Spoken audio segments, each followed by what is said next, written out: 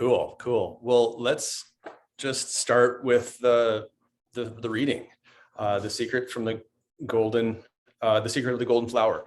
And if you want, I can read the first part and you can read the second part. Or Great. Heavenly consciousness, the heart. Master Lu said, that which exists through itself is called the way. Tao has neither name nor shape. It is the one essence, the one primal spirit. Essence and life cannot be seen. They are contained in the light of heaven. The light of heaven cannot be seen. It is contained in the two eyes. Today I will guide you through the first. Today I will guide you. Today I will be your guide and will reveal to you the secret of the golden flower of the Great One. And starting from that, I will explain the rest in detail. The Great One is the term given to that which has nothing above it. The secret of the magic of life consists in using action in order to attain non-action. One must not wish to leap over everything and penetrate directly. The maxim handed down to us is to take in hand the work on human nature. Sing.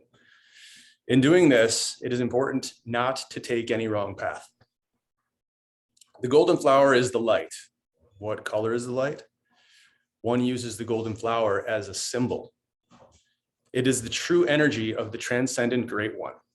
The phrase, the lead of the water region has but one taste, refers to it.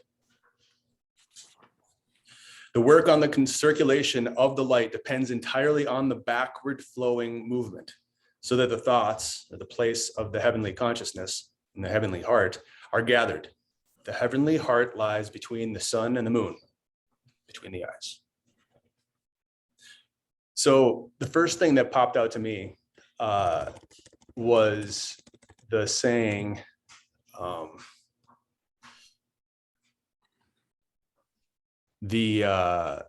see, let me get rid of this. Got it. Was using action to attain non-action. So if you don't mind, I want to use psychological terms so that we can kind of, as you said, make them more relevant and make them actually less heady. So we have this existence and we have this non-existence. We have this action and non-action. And somehow we're using this meditation, this action, as a means to attain non-action or stillness of mind. So to me, what this means is we have to confront the unconscious without reacting. And this basically means we have to cultivate a sense of letting go as resistance appears. Do you have any thoughts on that? Wow. Yeah. I mean, there it is. I think the how to let go is really, what I think this is alluding to. And, the what to, like you said, of letting go, but it's one of these riddles of the universe. And that's what I really love about the Tao, is that it has these riddles throughout its philosophy.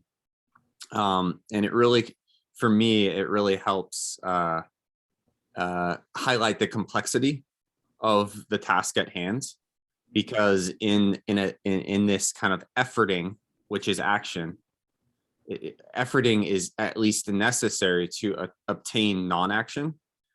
And I think I like how you're defining non-action as the ceasing of chatter, mind chatter, or the ceasing of, let's say, thoughts that are holding or causing this subconscious like tension or holding that we feel throughout the day.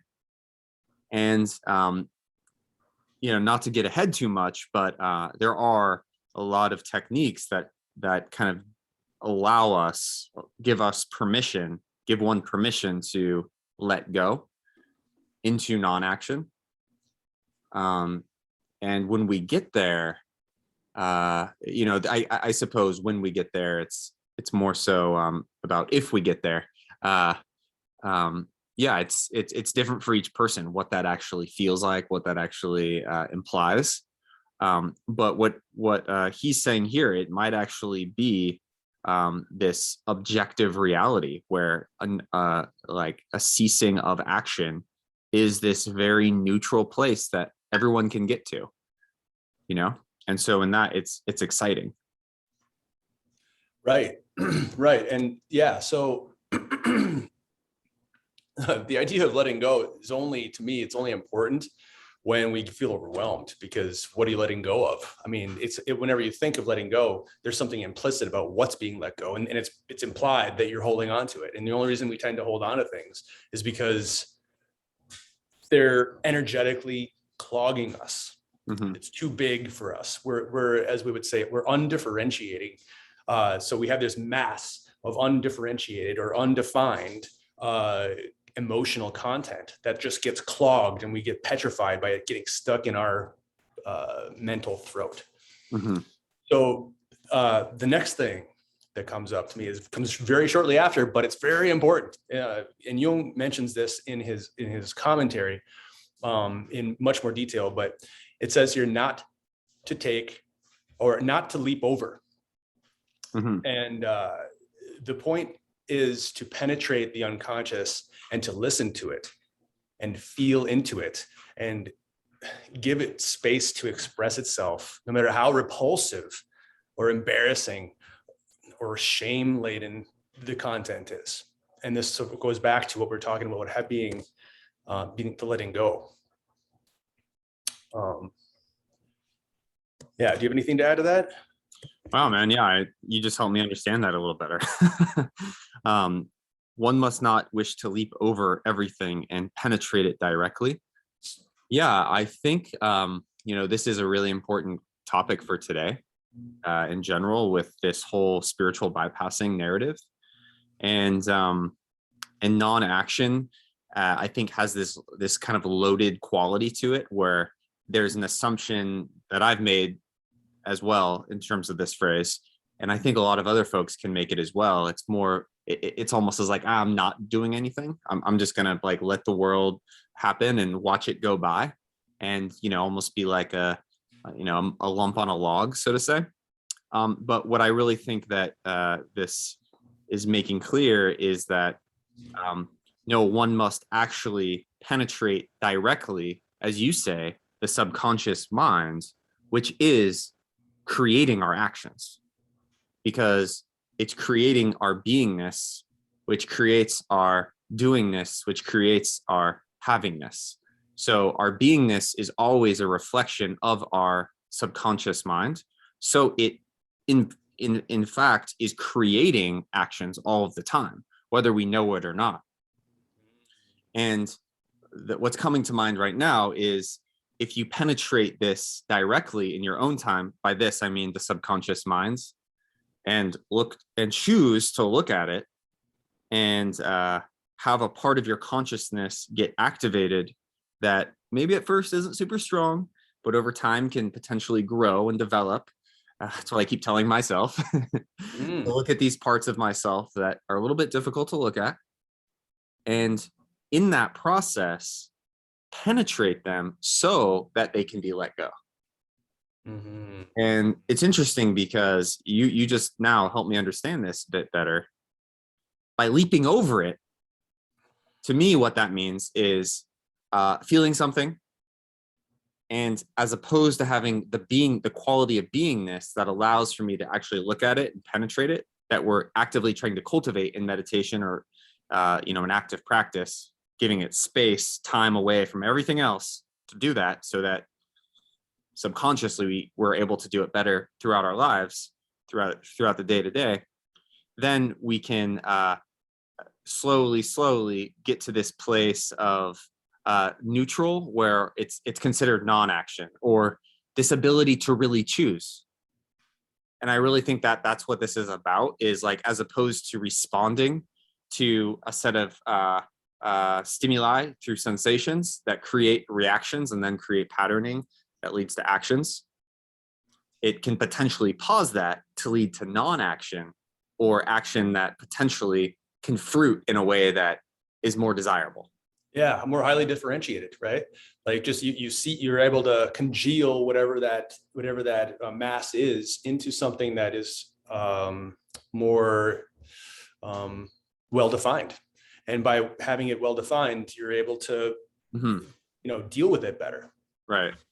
Well defined. So in other words, that yeah, this penetrating mind is actually helping you define what it is that you're actually thinking, feeling, responding to. Totally. And then by naming it and like actually naming the fear, naming the subconscious patterning and confronting it, then it seems like it doesn't have as much control on us on a subconscious level. Something like this. Wonderful. Yeah. Wonderful. So the next thing that comes to me, and this is my last note that I have, is not to take the wrong path. And so this is really interesting too, because if I get bored or if I get tired, then I'm not engaging the unconscious, because the unconscious, the content there is by definition emotional.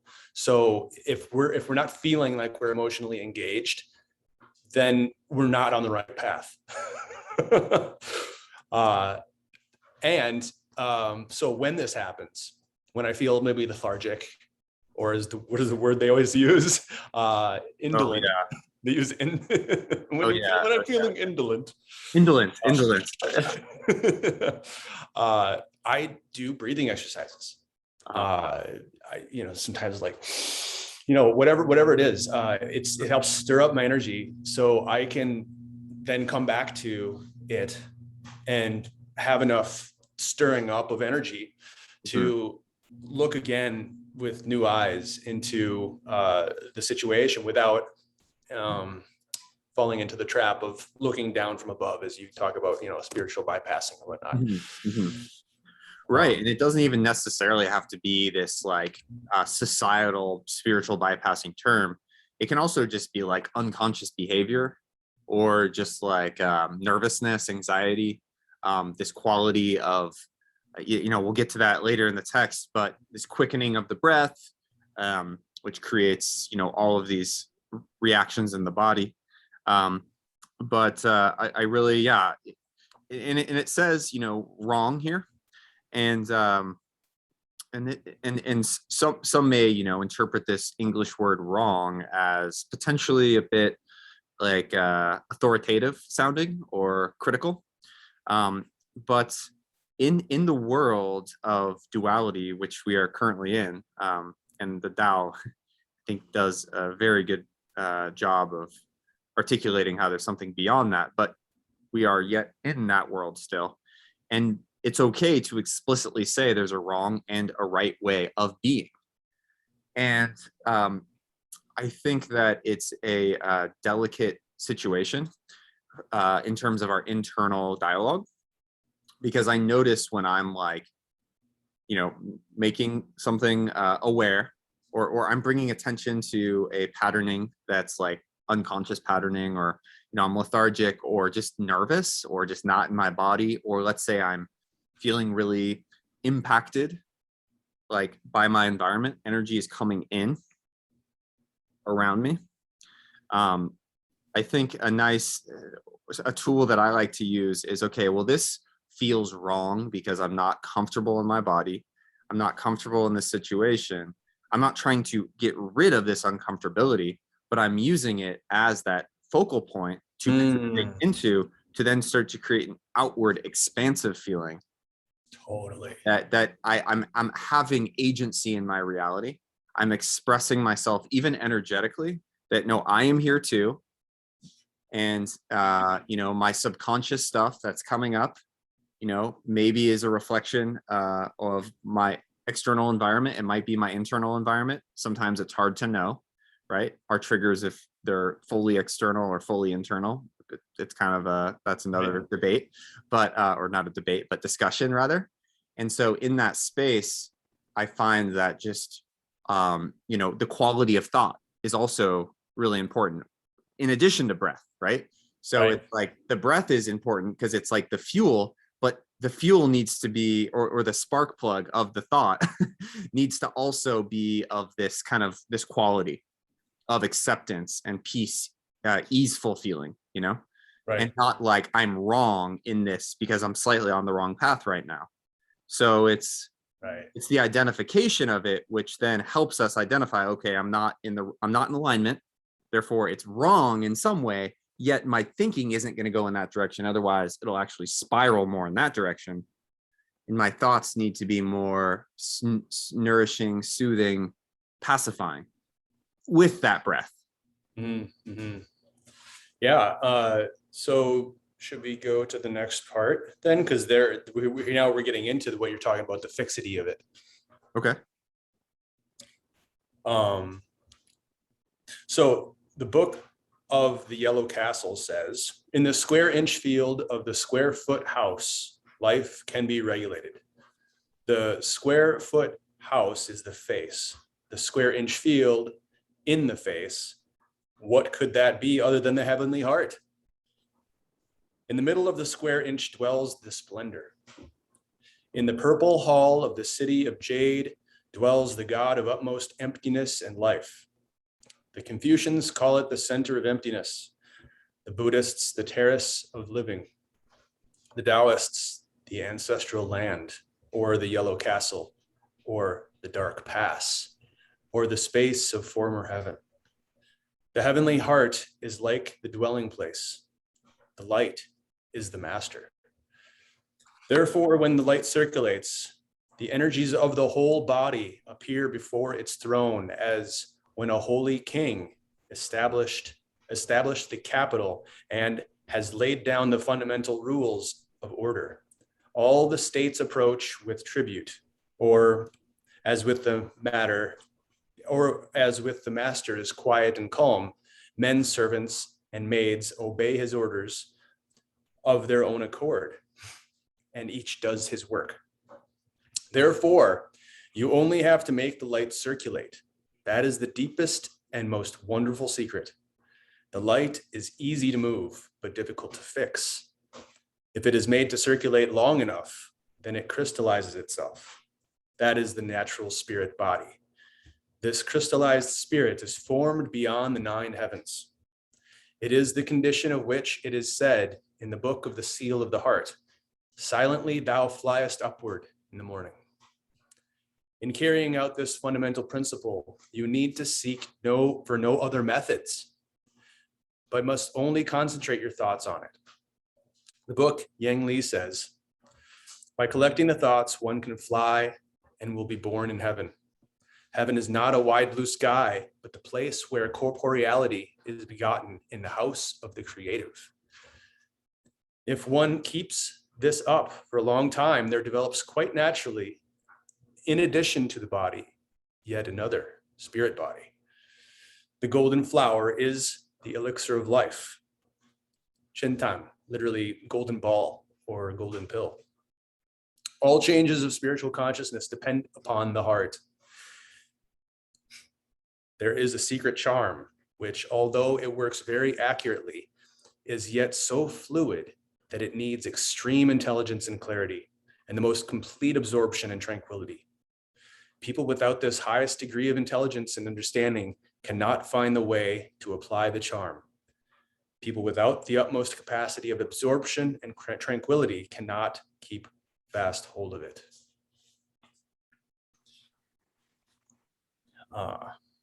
So we're talking about the sun and the moon and the yellow castle and the foot space between the eyes. This is the focal point of the heavenly the heavenly light, so to speak. As what Jung would call the animus, the primordial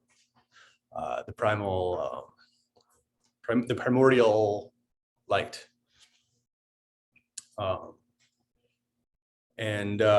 So one of the things that really stuck out to me in this one is the imagery of the kingdom, for one thing. So naturally, this is the masculine side. So this is where the king shines the light on the kingdom, and the kingdom circulates as a naturally functioning, tranquil system. Yeah. There's a lot here. Yeah, and just in terms of that first paragraph there, the book of the Yellow Castle says, in the square inch field of the square foot house, life can be regulated. And so it's this regulation. Once I was told by a mentor of mine that in the yogic system, that the third eye represents the programmer for all the other chakras. And he was a really computer oriented person. So I think he liked that metaphor. He's like, yeah, this is where the hard drive is, and everything else, all the other chakras can get balanced by focusing on this point.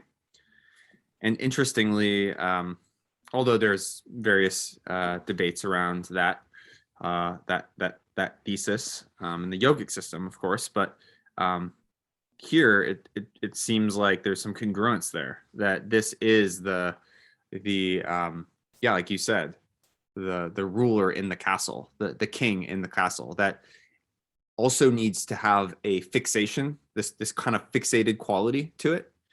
And I've also heard this metaphor of like the king being in the heart, like the throne, and but for me, the head makes a lot more sense, because it is this kind of quality of attention and light that I feel almost has this kind of pulsating, or not pulsating, but oscillating effect, where it can really shine its light on a particular area and cause the body can respond to that. And seems like you're kind of saying a similar thing here. Yeah. So just in addition to that, when we say that, when we hear people talk about the king being in the heart, to me, the symbolism isn't complete in that, because we have, again, psychologically speaking, we have the animus, and we have down by the belly, the anima. And so in the heart is the consummation. And that is the progeny that comes from that unity of the two. Right. And so really,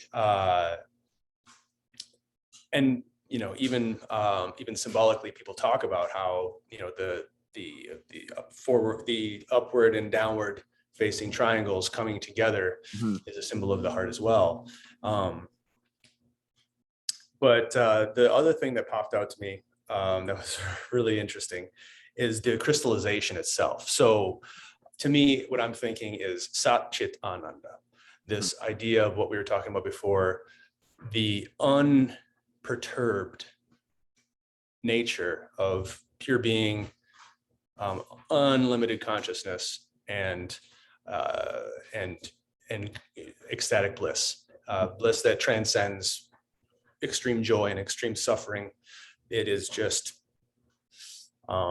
the solution, as I read in something recently, when some people believe that when the rains came, the people would call to the sky saying, "Let it be fruitful," because it was a sign from the gods that they were pleased. And so literally the rains are the solution. And this is what the Ananda is. And so these three artifacts of Satchitananda are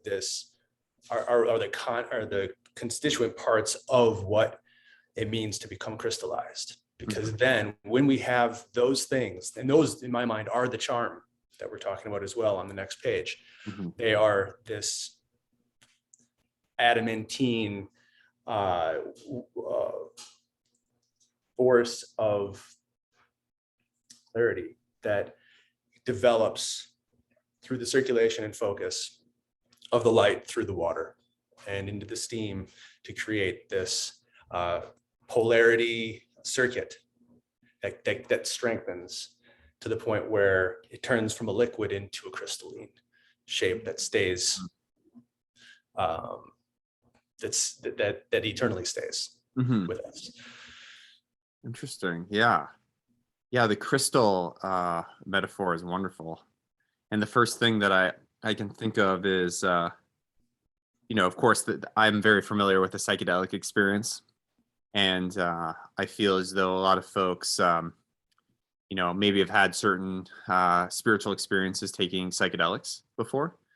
One of which I think a very common one is getting a glimpse of this crystal body. And it's not necessarily permanent, but a lot of people like tune into it and they almost get like this hope, oh, like, wow, that's a really exciting possibility. Right.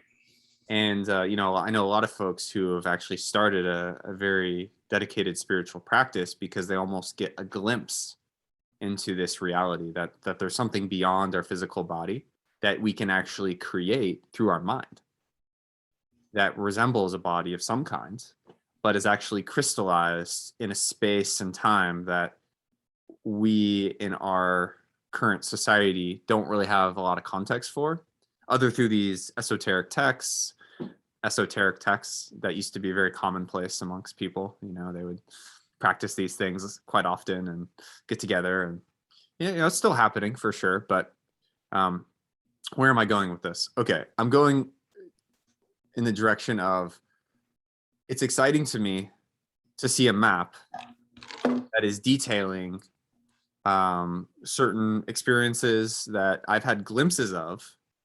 Like there's something beyond this body that I could potentially live in and experience reality through.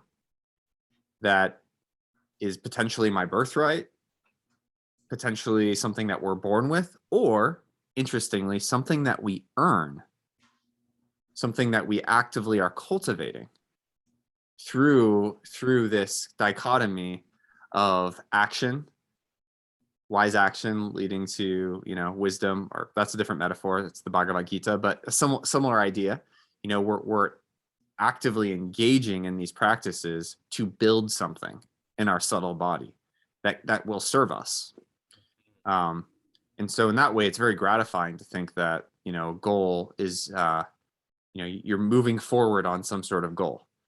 And I think this idea is highly debated in the spiritual communities, whether or not this forward movement archetype is something that is healthy. And what do you think about that? Is this something that we are? I know 100 days is also mentioned later in the text. Is it something that we earn? Is it something that we're born with? Well, I think that we're born with the potential.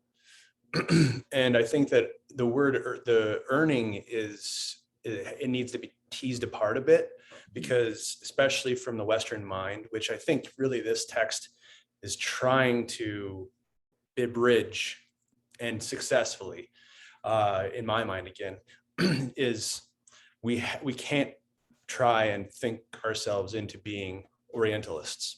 Mm-hmm. We're not Chinese, and we weren't grown up in a Chinese environment. And so, we need to take this and translate it into something that makes sense to us from the ground that we're standing on. And so using the word earning is, in the way that I would see it, it's we're already very acting based culture. And I think that, so it's a combination. The earning has to come through effort, but the effort has to come through surrender, is what I mean to say, really, because I think that really our biggest obstacle is thinking that we already know. And thinking that we already know closes down our portal into the relationship with the unconscious that is the fruitful cultivation of deepening our light circulation. Because if we're circulating the light, I'm imagining woo crazy, but really the goal is to get the circulation to go all the way down to the belly button. You got to go down into the deep dark waters, right, of that anima, and that is an earning that we do have to earn that. But I think a lot of what the earning is of getting it down there is just giving attention to it. And I think that there's a lot of stripping away of our conceptions, religiously speaking and psychologically speaking, about shame, and even philosophically. Like we love to stay, as you say, we love to stay in the head. And this is a call to going into not knowing and going into it with an open mind and just listening, not talking. So yes, simply answering, I think you're right. I think we do have to earn it. But I think the way we have to go about trying to earn it is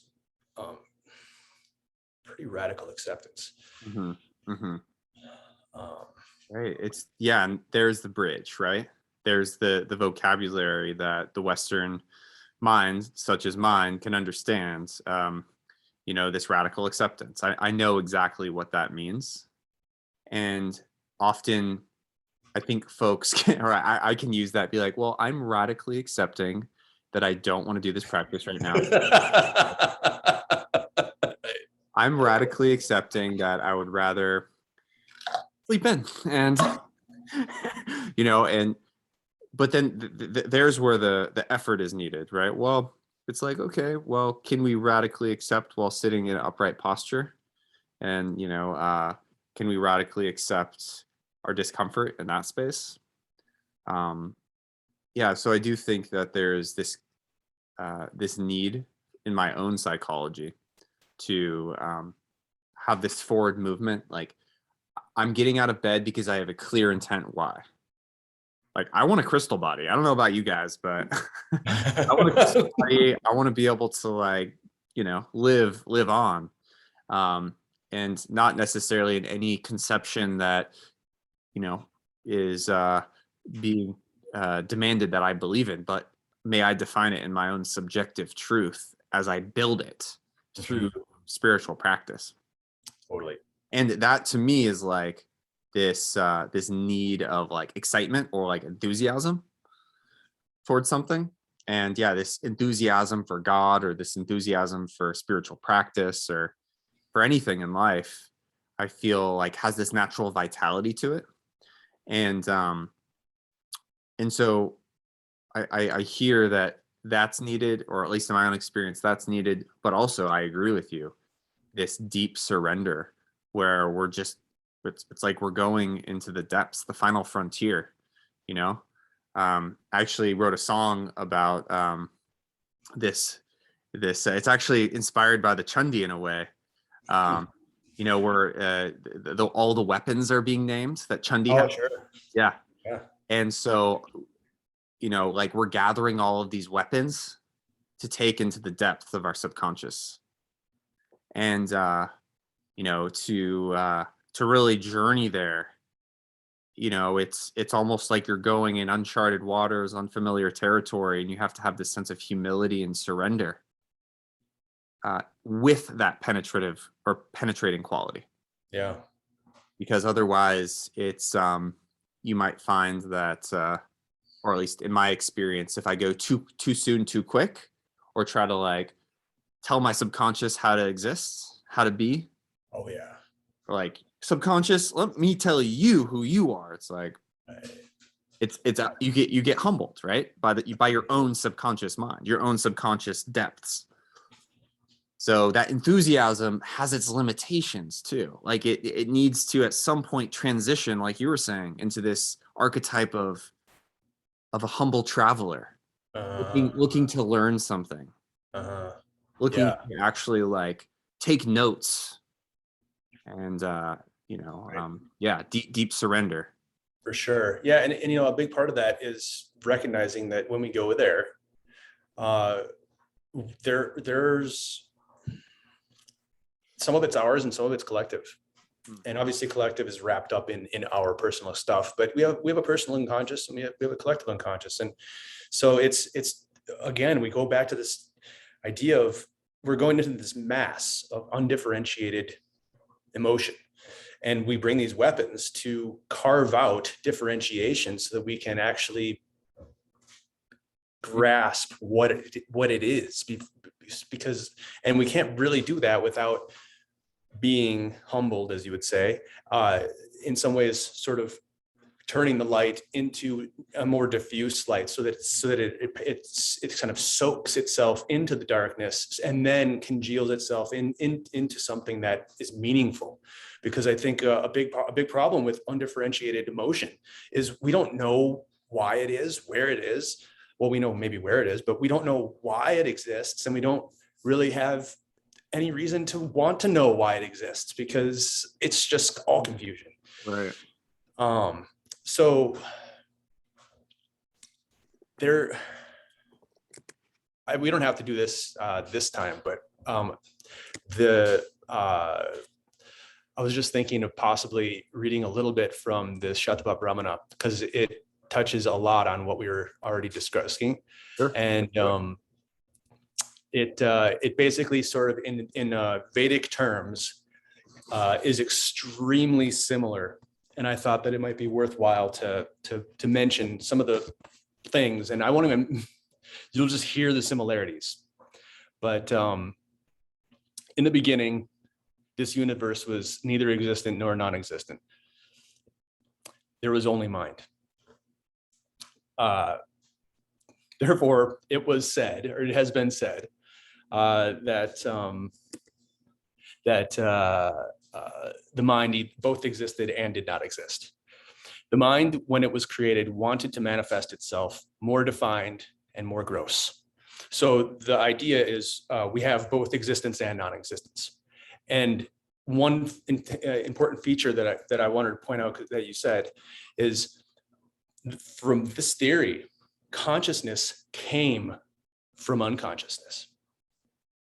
So our idea of knowing is just a small piece, it's the tip of the iceberg of this entire thing that is unconscious. Mm-hmm. And so from that unconscious and conscious existence of mind, the mind desired to experience the self, and it desired a body. It wanted to make itself more made manifest. So it started to create friction and tapas. And as it did this, it discovered 36,000 fires that are specifically yajna fires, fires of sacrifice to union, which were in the form of mental ideas, thoughts, built up by mind, established only mentally, and fashioned by the mind. Mentally, the Soma cups were drawn for that. They mentally chanted the stotras, mentally recited shastras for them. Whatever rite is done in a sacrifice, all those sacrificial activities were performed mentally on those mentally conceived fires, over those mentally conceived fireplaces. Whatever these living beings wished for in their minds, that was done in those fires. They set up those hearths. They built those altars. They drew Soma cups in them. They chanted the stotras and the shastras. This much was the expanse of the mind. That much, the creation of the mind. So great is the mind, with 36,000 worshipable fires. Each of these was great as the previous one. And then it goes on to say that mind created speech. So I'm going to stop there, but this goes into our description of name and form. And so when we differentiate and we collect a form that is understandable, then we can name it. And when we can name it, then all of a sudden we have control over what it is in a way that empowers us to be disenchanted by it. And disenchantment. Yeah. What do you mean by that disenchantment piece there? Well, so as you talk about being controlled by patterns, the patterns that are created unconsciously, when we're able to differentiate, we can separate the emotion from the experience, and we can say, I know what's going to happen if I do that, and I don't want that to happen. So we're able to, we have a sense of discrimination around it that, and this happens with the blessing of the unconscious because of the way that we went about doing it. I think that's the key.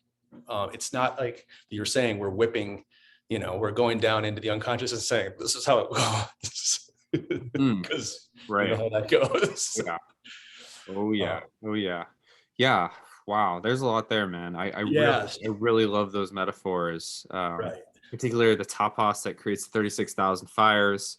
And what came to mind right away in the parallels between this text is this theme of thought being is like our birthright, that's not quite the right thing. It is that which is manifesting from us spontaneously. Yeah. It is literally just coming through us. Where, I actually have a poem about this, interestingly, Cool. where thoughts come from. And I tie it into the collective unconscious, in terms of how, our thoughts create, or first our beingness creates the quality of our thoughts, and our doingness creates the quality of what we have in reality. And eventually how those things, either through the metabolic fire of the earth, are transformed back into the elements of the earth, or if they're literally burned, to be transformed through. This is kind of an ongoing metaphor of the plastic pollution issue, and how a lot of plastic is being burned right now. And it's almost like that term dumpster fire, I feel, is like really important right now, and on the collective consciousness.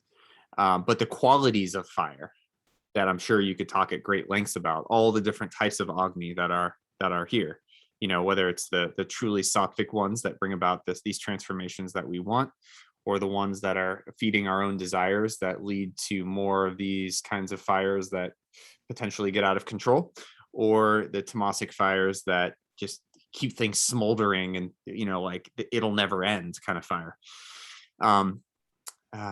So that's a bit of a tangent there, but when you're talking about the 36,000 fires, what it reminded me of is the potential to yoke or to unify with one of these fires that is in alignment with your thoughts are in alignment with some great universal, let's call it Tao for a better word.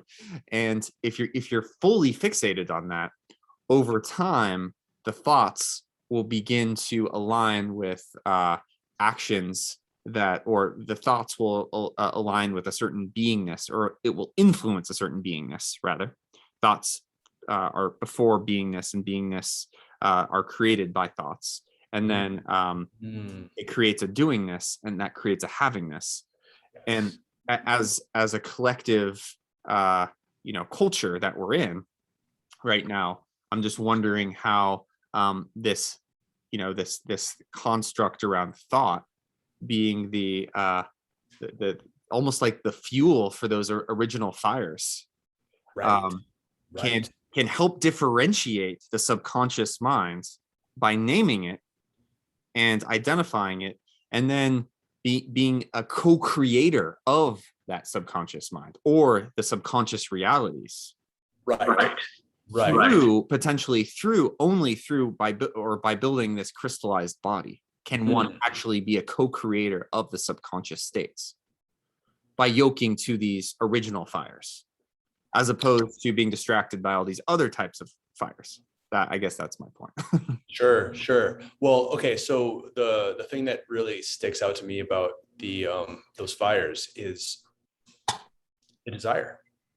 It's the desire that caused the friction that made the fires manifest. And that desire was to realize the self. And there's a note in this translation.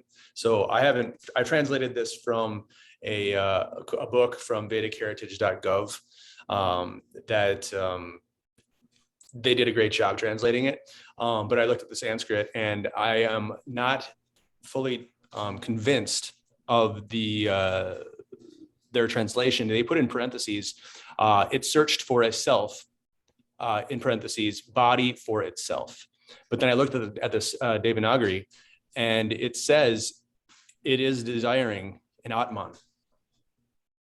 And so there is a possibility that, the Atman is just another name for a man, or a being, a sense of something more like what they're saying. But I'm saying that this desire came from a desire for the self, for discovering the self.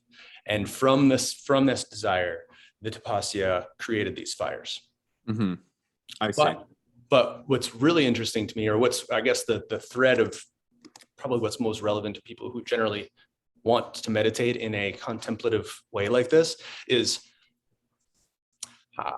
How many times do you just fall asleep? How many times do you just fall into a meandering of the mind? Personally, pretty often. Mhm. And I think the most powerful piece of information that I've gotten from this text and the unfolding of it is go to the desire. Don't be ashamed, Mhm. whatever it is. But if you find yourself going further and further into the desire to the extent that it's like, okay, wait a minute, focus on the focal point, focus on the breath, go back to the desire and just refresh it every time. Just say, what is the desire? And you know, when you the unconscious will show, it will show itself when you sincerely ask, all right, what's next? What's the desire? Mhm. And you use that desire, as you say, like as a spark plug to keep that, because it's like infinitely interesting. Because it's your own fantasies, it's your own things that are so compellingly, it's all down there, it's all just waiting to be mined. And it's scary, and it's ridden with all the kind of, you know, gore and lust and all that stuff. But that's the point of the focus. The focus and the breath continues to transmute it. Mhm. And there we have this you will not fall asleep. Mhm. Promise. And again, that's the wrong path. If you feel like you're falling asleep, then that's not the right focal point. Mm. Right, man. That was a great journey you just took me on there. I fully felt it. Yeah. Wow. Yeah, I So was doing a Vipassana once, and it was, have you ever done a Vipassana before? yeah. Okay, yeah, so you know exactly what I'm talking about. It was like day 8. It was like evening, and no chanting, no breathing, right? It was really difficult for me, to like keep all of this like subconscious stuff in. Uh, and at one point, like, yeah, like I kept doing the breath that I was visualizing was the whale, because the whale has this way of taking these deep dives into the subconscious of the sea and then being able to surface and then take another. And so I love the metaphor of the whale for this kind of circulating, consistent breath that is like going into the depths, but at the same time, like very gentle and peaceful. So I was like fully with this whale energy, which also interestingly is like K2, being that whales don't rely on their eyes or their vision at all. They're almost blind, and they use their psychic abilities to either sing, to transmute to their neighbors, their other whale family members, or literally just to migrate thousands of miles. And they're also the bridge between all of the continents, which is kind of interesting in terms of all of our world culture. So they're kind of like this ancestral like timekeeper for human consciousness. Anyway, I can talk more about the whales at a different point, but at a certain point, like I couldn't keep it in anymore. Like I just had to have this like release of the subconscious. And for folks that have been down the yoga path and know about kundalini energy and know about the awakening kundalini energy and how that is a deep dive into this to the subconscious realms as well, peeking into, like you were saying, you're no longer just the tip of the iceberg, but having access to unlimited amounts of information. It can overwhelm the personality, right? Particularly if there isn't by personality, I mean the one that creates the I-ness, the one that creates the story about individuation. There has to be some sort of like release valve. And so anyway, going back to the story, I was doing this breath, everything was fine. And next thing I know, I'm making like these horrifying faces to the moderators, just like, like just growling at them and like doing all this stuff with my hands. And they took me away and put me in the back room. And they asked me, have you been engaging in other types of spiritual practice besides Vipassana? And I said, well, yes, I haven't been doing my breathing lately, and nor have I been doing my chanting lately. And they crossed their arms and like, we don't like that kind of behavior here. That was my last Vipassana, but I felt like I was in that moment penetrating into certain things that it did feel scary. It felt really scary to go there. Yeah. Because I was going deep into the subconscious minds after, having the opportunity to be in silence for 8 days prior. But I just bring that up because what you're saying really resonates. Mm-hmm. And, this desire piece. Desire is an interesting word because we don't always associate, or at least for me, desire is like, oh, a desire for sex or a desire for money or desire for this, desire for that. Desire can be so subtle. It can be just like, I want that feeling again. I want that new complex feeling again that is somehow like so exotic and unique that I've only found in meditation, and I want to find it again. Where is it? It doesn't have to be like this gross thing, but even in that space where the desire gets really subtle and nuanced and mysterious, it can be very scary because you're like, wow, are these desires actually ruling my life? This well of information that's in my body. I don't actually know the answer to that, but I do know that I feel more integral and more whole when I acknowledge it and I go there. I can see in my life time and time again, like it's just an absolute necessity for me based on where I'm at in my path. And I would like to know kind of what your relationship is with that desire as like a seed there, and like how to explore it, but not necessarily be feeling like you're overwhelmed by it, or as if like you're, losing yourself to these expressions or being consumed by it, like allowing it to become who you identify yourself with. Yeah. So one really interesting factor, I'm going to go forward a little bit.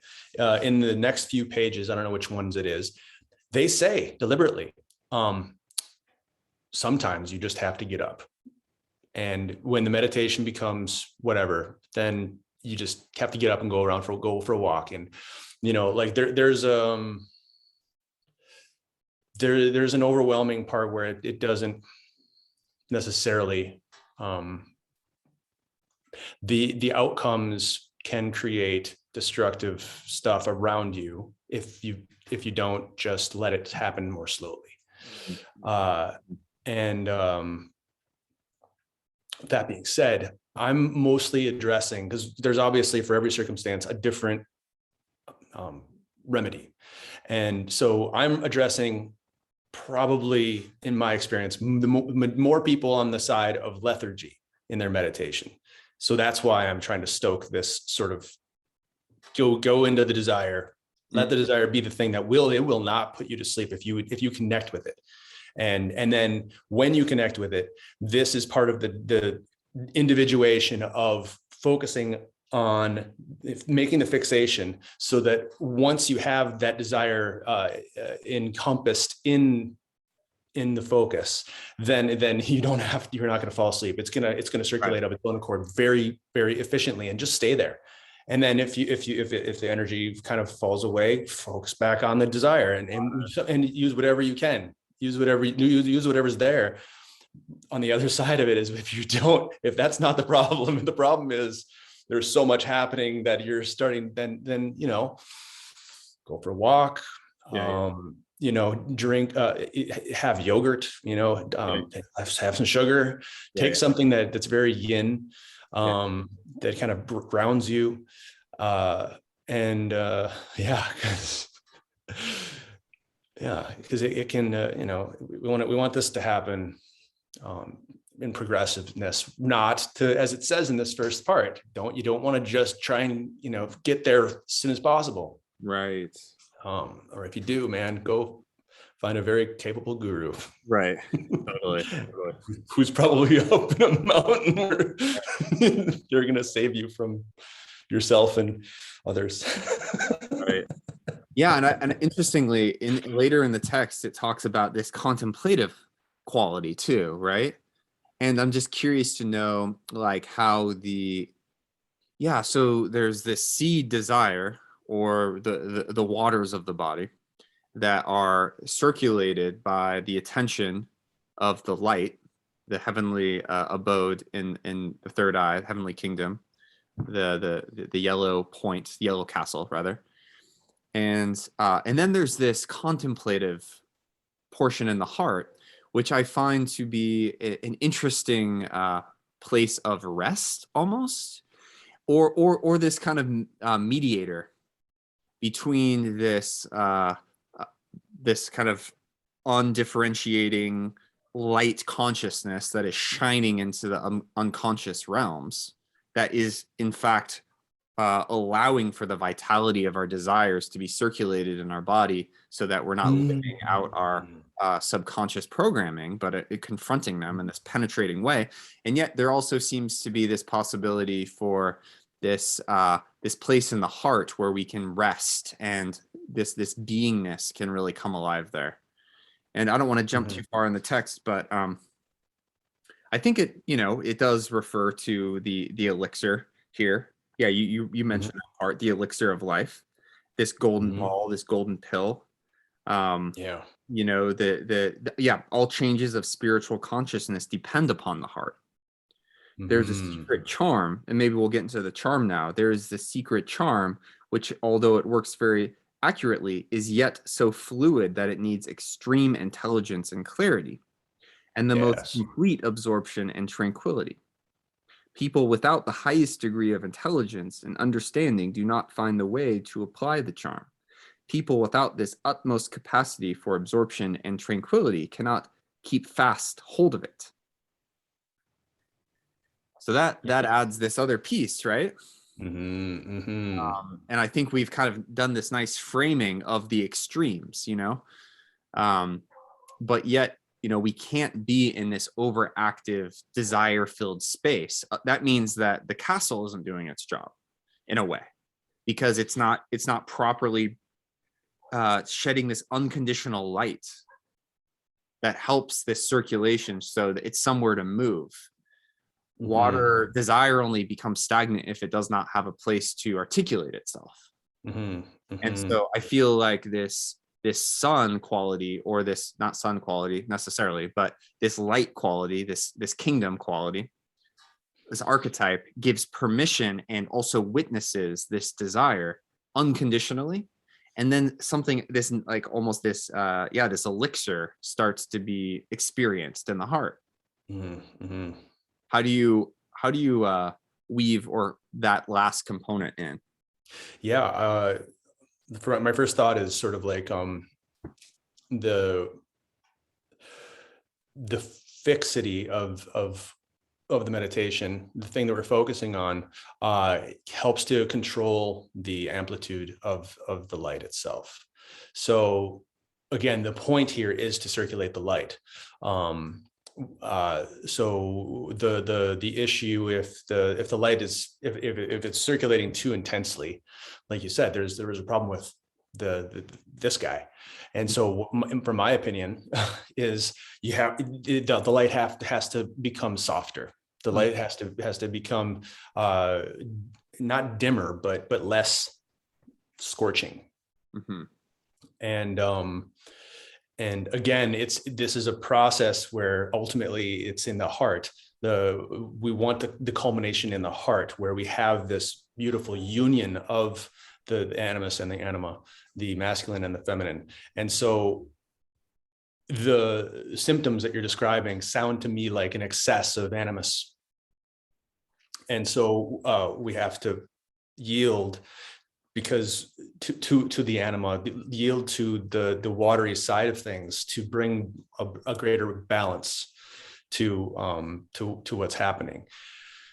That's my first thought of that. Interestingly, I do have a Jala dosha, a water dosha, in my first house, which is exactly that, and it's being combusted by the sun. So anyway, we can talk about that at a different time, but it's interesting to see how I once met a teacher, a friend of mine, who said that everyone needs a very unique meditation style that meets their particular architecture. Yes. And gunas is another way that in the Vedic system we describe it, but it's just constitution is another word. But I like architecture because it actually there's so much more to us than just our physical qualities. And architecture is like kind of this multidimensional aspect of who we are. And I think you hit the nail on the head. Although I don't have those issues anymore because I've certain things are necessary for me in my practice, such as music and chanting and breathing. But in my third Vipassana, in like a 2-year period, I realized that that wasn't my path. You know, it was just too much of this like single pointed focus without any sort of ways to express myself other than walking around the grounds constantly. Right. So in other words, not every meditation technique's right for everyone. But what's unique about this system is it's almost as if it's like a self-regulating mechanism. Yeah. And there's no exact demand on anyone to, to do anything in any particular way. That's not true. I mean, the guidelines are there, but how would you say that it adapts to multiple people? So paradoxically, it says there is no other way. Whatever page that is on, I can't find my book right now. It's sitting on my computer. But there's a part where it says there is no other way to do this, and it's the same thing that even Christ said it. There's no other way but through me. Right. And it's to me it's paradoxical, and it's intrinsically there's no other way but your way. And your way, these are just guidelines. These things is not a handbook of metaphysics. This is a toolbox for things for us to apply that work for us. And so what this means is, and again, this is really important for the Western mind because we have this way of making things very definite. And this is how you do it. And, and so a lot of this is letting the anima tell us what it wants, listening to it. And again, that's sort of not being this intense laser beam, just scorching it, right. Scorching the earth or scorching the water, diffusing it to show, let her reveal herself to us. And there's a really cool quote that I think is worth reading out loud. Last night I finished it. It was in, I didn't want to actually bring it up, but it's so relevant to what we're talking about right now. So Jung says there was a client of hers that sent him a letter, and she says in this letter to him,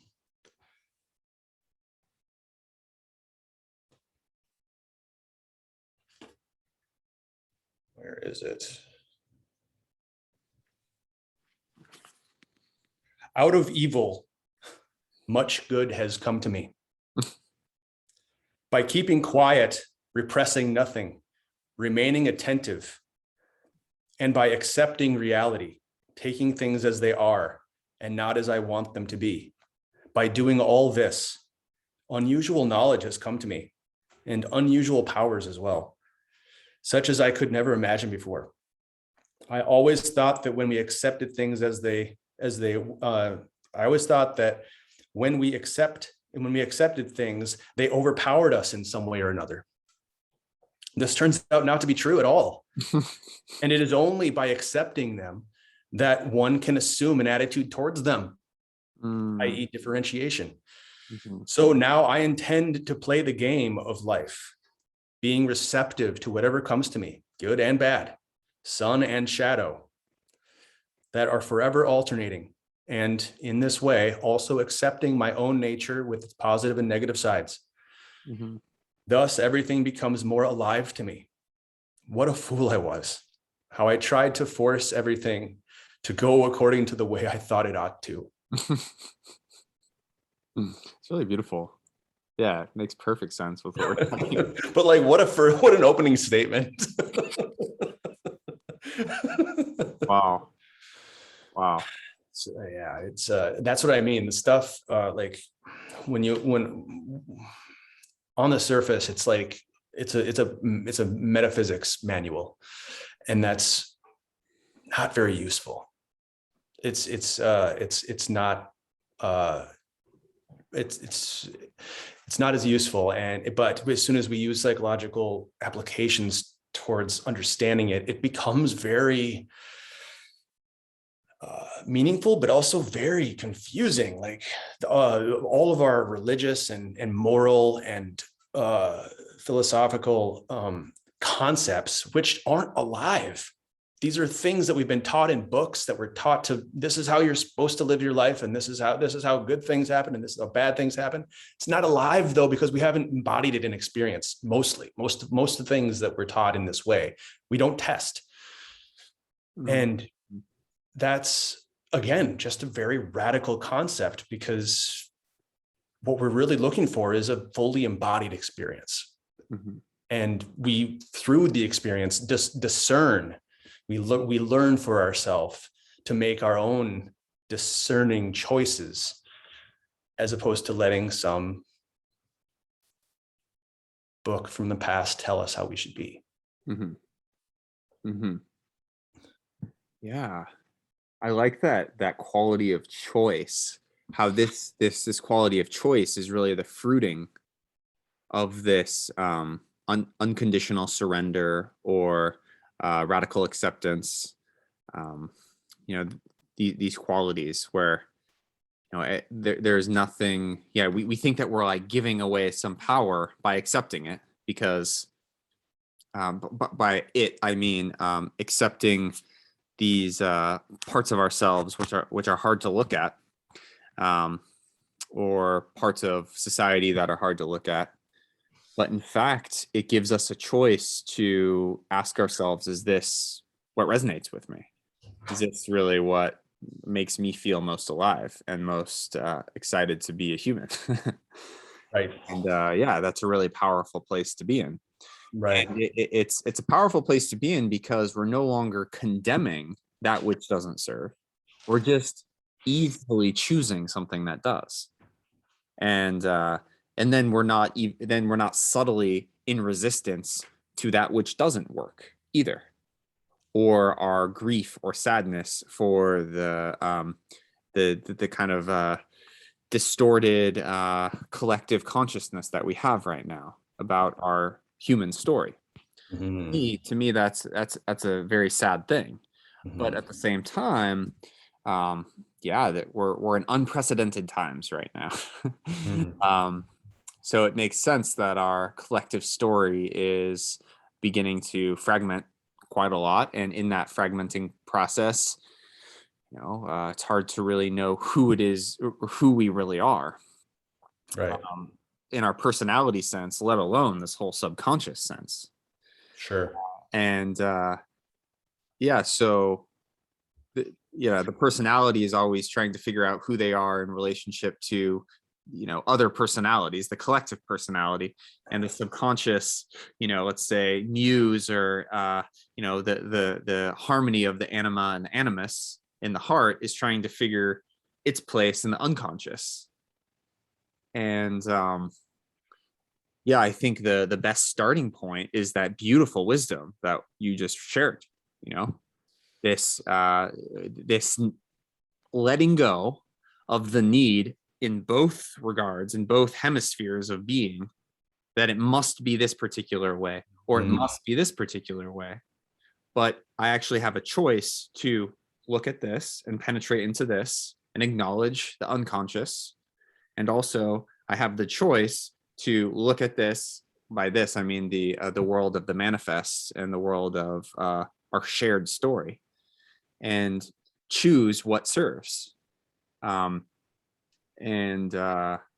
then thereby be freed in that process. how are we freed though? In choice? Isn't choice potentially another trap in a way?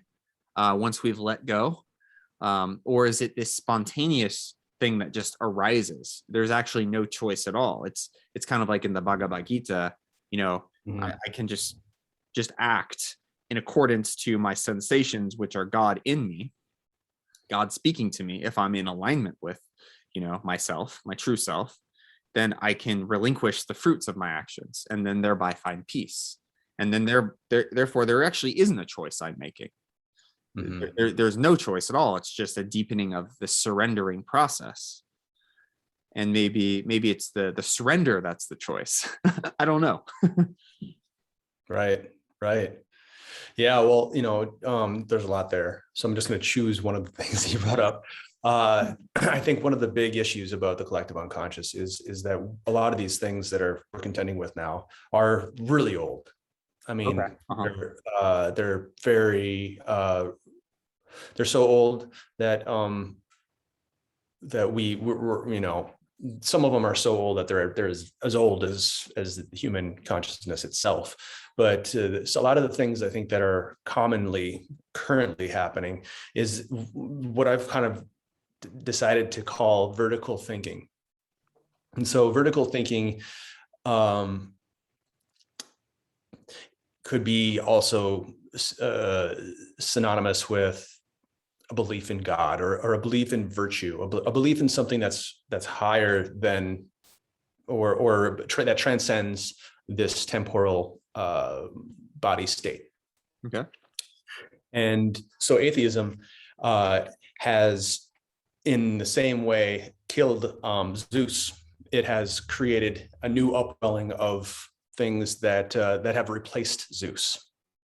Mm-hmm. And so whenever we stuff something down into the unconscious, it always shows up in another way. It's like whack-a-mole or something. And so I think that a big contender with what we're all trying to deal with right now is a meaning, trying to figure out how to make sense of why and how we should be motivated. And the structures that are currently vertical ways of thinking need updating. And or perhaps they need fleshing out. Let's put it that way. They need more embodiment. They need more lived throughness. And then that's why we have these archetypal stories that we act out. So by not having vertical thinking, we wind up having horizontal thinking, and horizontal thinking is troublesome in so many ways. Our creativity suffers, our imagination suffers, and we lose. We become nihilistic. Right.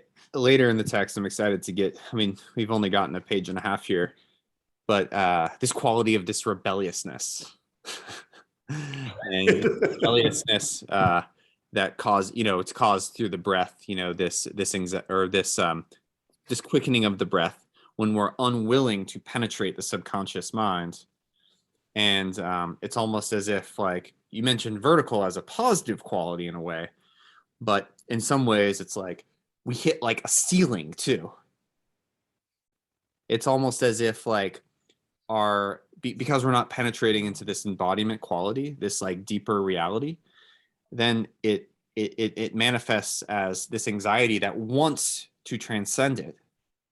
It like wants out because there's so much pain in the collective unconscious. Yet we hit a barrier. We cannot easily pass into the treasures of heaven, or I forget the exact metaphor. Right. We can't actually access this because we haven't, of course, circulated the light and built our crystal body and done our spiritual homework and all that good stuff. Therefore, we go horizontally because we've hit the ceiling. Right.